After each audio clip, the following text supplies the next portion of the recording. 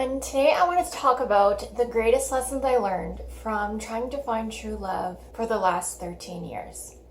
So I learned some really important lessons that I hope can help someone out there if you're struggling with finding true love, or if you just want to avoid pretty common mistakes when it comes to your love life. I'm going to share the 5 most important things I learned on my journey of finding true love in my life. So the first thing that I learned, and I had to learn this the hard way, and I really hope that you don't, is there are certain boundaries that absolutely cannot be crossed under no circumstances. There might be very rare exceptions, but as a general rule, I would not cross these boundaries, because I don't think they're going to lead to a healthy relationship. I don't think they're going to lead to true love.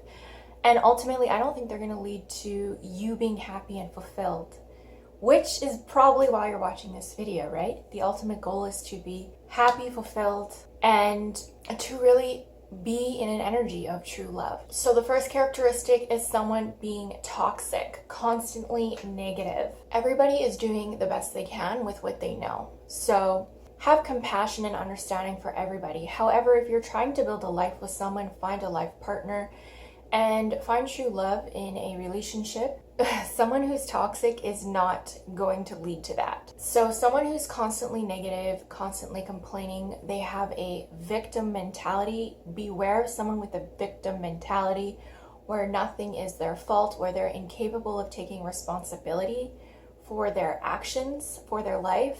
Someone that just complains and just finds the problem for every solution. The problem with trying to be with someone who is negative is that whoever you're around affects you, whether or not you are consciously aware of it. It's called entrainment.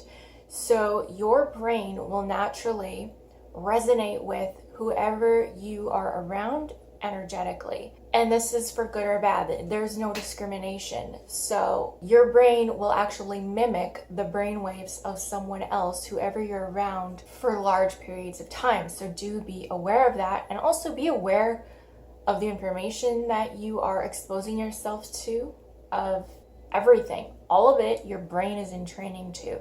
So guard your energy, guard your psyche. So you being around someone negative is going to affect you whether you want it to or not. So that's definitely a deal breaker. Another deal breaker is someone who's abusive. There are so many forms of abuse. I would say the most common are verbal and emotional, actually, because these are subtle ways that people abuse you. It's not as obvious as physical abuse. Often though, if someone is physically and emotionally abusive, it will lead to physical abuse. So some top signs that someone is emotionally and physically abusive is they blame you for everything. They manipulate you. They gaslight you. They make you feel like you're crazy. They belittle you. They isolate you from your friends and family. And they try to control you and your life decisions, and even maybe your day-to-day decisions. They're very over-controlling. So these are some very key signs that someone is psychologically and emotionally abusive, and it is absolutely a no-go when it comes to trying to find true love. Next is substance abuse. This is very controversial, but I'm just gonna go from my own experience. I have dated individuals who struggled with substance abuse. I've had long-term relationships with people that I've dealt with substance abuse. You're really in for a rocky road if that's who you've fallen in love with. They need to heal first before they can engage in a relationship of true love. They have their own demons to fight, their own addictions, their own psychological thought patterns that they need to work out before they can be ready for a committed relationship and true love. So they are just not ready yet. They're just not ready. It doesn't mean they're lesser people. It doesn't mean that you should look down on them. It's just, in my opinion, it's a deal breaker. So just be aware that if you are in love with someone who is addicted to something, you are in for a rough ride. And I'm not saying it's impossible. I'm not saying their recovery is impossible, because there are so many people that have recovered from substance abuse. But at this present moment, if they're still addicted to whatever, you're not going to find true love with them. So I just want to tell it to you like it is. And last, lying and cheating. So if someone is a pathological liar, they constantly cheat on you. They're maybe hiding their phone on you all the time. You catch them in little lies or little stories that don't add up. These are all bad signs, and usually they're going to lead to you discovering that this person is a pathological liar. You don't know what's true, what's not true. You don't know if you can trust them. So this is also a deal breaker, because you need trust and honesty for true love and for a strong, healthy relationship. So be wary of that. So these are the boundaries that absolutely cannot be crossed. Please don't learn the hard way like I did. If you see any of these signs, any of these characteristics, tread carefully and be aware that this person is just not emotionally mature enough and ready for a long-term relationship. Next, the greatest lesson I learned, and this is not just from my own experience, but this is actually observing other people in my life that I've been close to and their long-term relationships, is if you struggle with finding true love, finding fulfillment, and you have a history of failed relationships, it might be because you're actually struggling with a very deep subconscious limiting belief about you and finding true love and what true love is.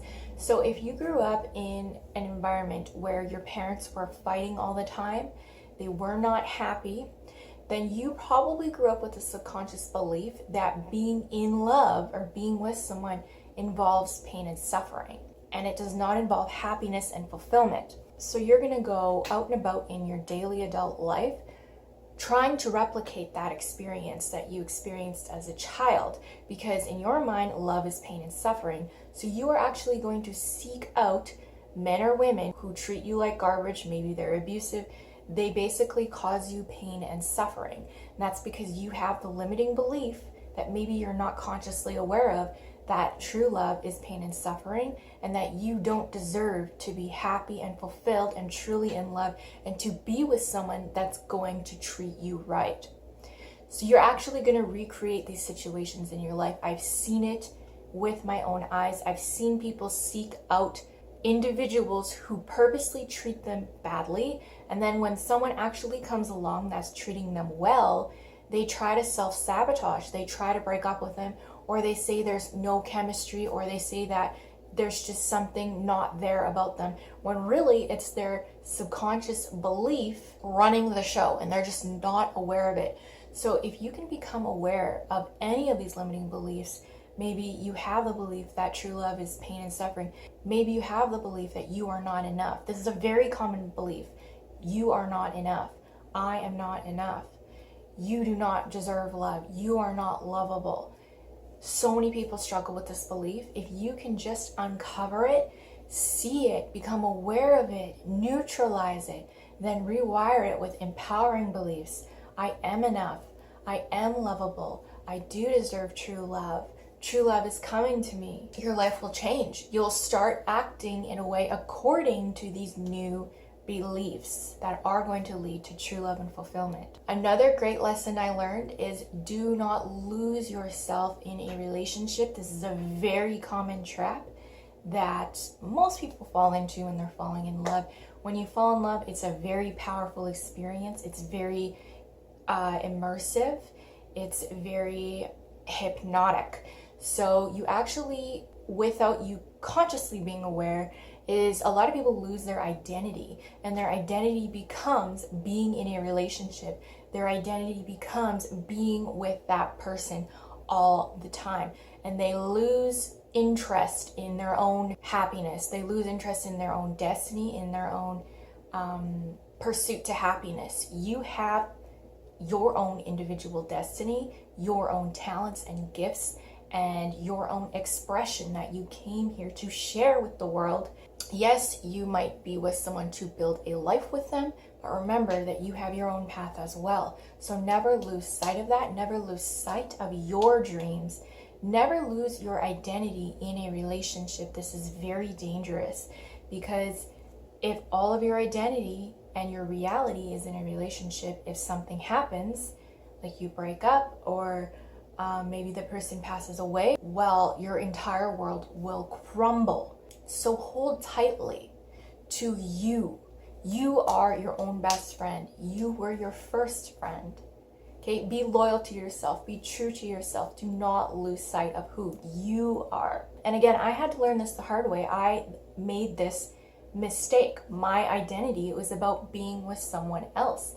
And when things fell through and didn't work out, it was probably the hugest breakdown I ever experienced in my life. And I realized I didn't have an identity. So I don't want you to go through that. Looking back now, I'm glad I went through that because it allowed me to rebuild my identity. But you don't have to go through that, you know? Another important lesson is to never be with someone who does not support your dreams. Never be with someone who laughs at your dreams, your deepest desires, belittles them, does not believe in them. You need to be with someone who believes in you. You need that energy around you. If you are always in the presence of someone who does not believe in you, it is going to affect you. It will affect you. Trust me, I have seen lots of people not become who they were meant to become because of their partner. Don't be that person. This happened to me. I was with someone who did not believe in my dreams, and they made fun of them. And I actually broke up with this person over that. It was that big of a deal.